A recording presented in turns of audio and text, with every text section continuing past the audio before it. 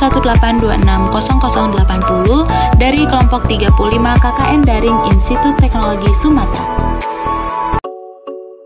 Di sini saya akan menjelaskan materi biologi mengenai porifera. Nah, sobat semuanya, tahu nggak sih apa itu pengertian dari porifera? Porifera berasal dari kata porus yang berarti lubang kecil atau pori, dan vere yang berarti mempunyai. Jadi, porifera dapat diartikan sebagai hewan yang mempunyai pori. Porifera mempunyai sistem kanal atau saluran air untuk mensirkulasikan air dalam tubuhnya. Selanjutnya, ciri-ciri porifera. Yang pertama, porifera merupakan hewan multiseluler yang berarti memiliki banyak sel. Yang kedua, porifera memiliki ukuran yang beragam. Beberapa jenis porifera memiliki ukuran sebesar butiran beras, sedangkan yang lainnya memiliki tinggi dan diameter hingga 2 meter.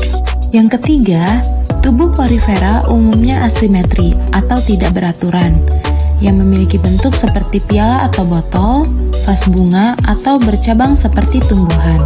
Yang keempat, tubuhnya memiliki pori atau lubang-lubang kecil. Lubang masuknya saluran air disebut dengan ostium, sedangkan lubang keluarnya saluran air disebut dengan osculum. Yang kelima, warna tubuh bervariasi. Ada yang berwarna pucat dan ada yang berwarna cerah. Misalnya warna merah, jingga, kuning, atau ungu. Cara hidup porifera. Porifera hidup secara heterotrof. Makanannya adalah bakteri dan plankton. Makanan masuk ke tubuhnya dalam bentuk cairan, sehingga porifera disebut juga sebagai pemakan cairan. Pencernaan pada porifera dilakukan secara intraseluler di dalam koanosit dan amubosit. Habitat porifera. Habitat porifera umumnya di laut, mulai dari tepi pantai hingga laut dengan kedalaman 5 km. Sekitar 150 jenis porifera hidup di air tawar, misalnya Halisiona dari kelas Demospongia. Hidupnya bersifat sesil yang berarti menetap atau menempel pada substrat tertentu. Selanjutnya, reproduksi porifera, yaitu dilakukan secara aseksual maupun secara seksual. Secara aseksual, yang pertama yaitu pembentukan kuncup dari dinding tubuhnya ke arah luar. Kuncup yang terbentuk dilepaskan dan akan tumbuh menjadi porifera baru atau dapat pula tetap melekat membentuk suatu koloni.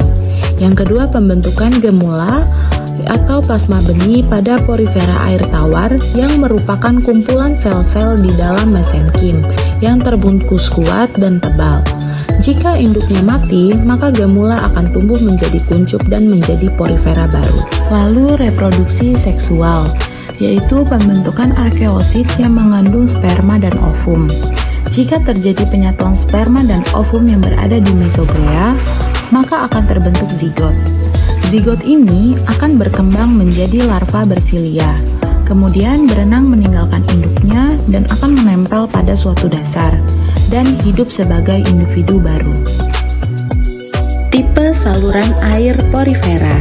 Sobat-sobat semuanya dapat mengingat lebih mudah dengan singkatan ASKA suka lelucon. Yang pertama, ASKA berarti askon, merupakan tipe saluran air paling sederhana, di mana air masuk melalui ostium menuju ke rongga tubuh dan kemudian keluar melalui osculum. Yang kedua, yaitu suka, berarti sikon, merupakan tipe saluran air yang terdiri dari dua saluran, yaitu inkruen dan radial.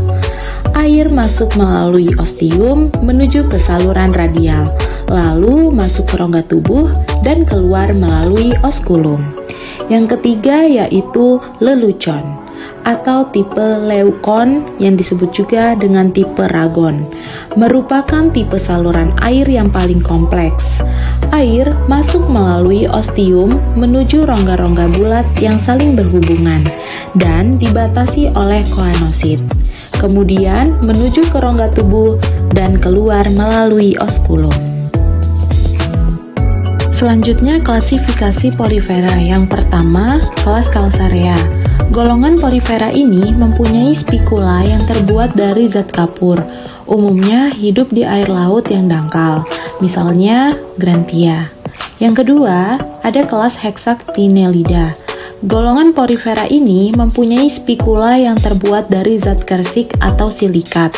Hidupnya di laut yang dalam, misalnya Peronema.